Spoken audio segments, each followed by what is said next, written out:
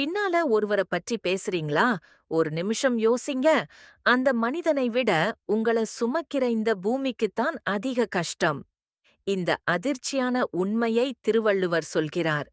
இன்று நாம் பார்க்கும் குறள் 189. அறநோக்கி யாற்றுங்கொள் வையம் புறநோக்கிப் புன்சோ லுரைப்பான் பொறை.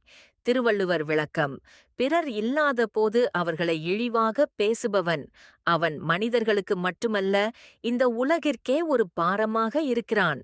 அதனால்தான் இப்படிப்பட்டவர்களையும் சுமப்பது பூமியின் தர்மமோ என்று திருவள்ளுவர் வியக்கிறார். சாலமன் பாப்பையா உரை.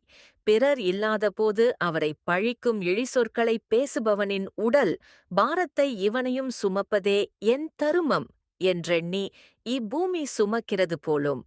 சாலமன் பாபையா கூறுவது, புறங்கூறுதல் என்பது ஒரு சாதாரண தவறு அல்ல. அது மனிதனின் குணத்தையே தாழ்த்திவிடும் இழிவான செயல். பிறரை மதித்து பேசுபவனே உண்மையான மனிதன். நீங்க என்ன நினைக்கிறீங்க? பின்னால பேசுற பழக்கம் இப்போ சமுதாயத்தில் அதிகமா இருக்கு. காமெண்ட்ல புறங்கூற மாட்டேன் என்று எழுதுங்க. இந்த குறள் உங்க மனச யோசிக்க வச்சா லைக் பண்ணுங்க. உங்களுக்கு புடிச்சவங்களுக்கு ஷேர் பண்ணுங்க. இன்னும் பல வாழ்க்கையை திருப்பும் குறள்களுக்கு சப்ஸ்கிரைப் பண்ண மறக்காதீங்க.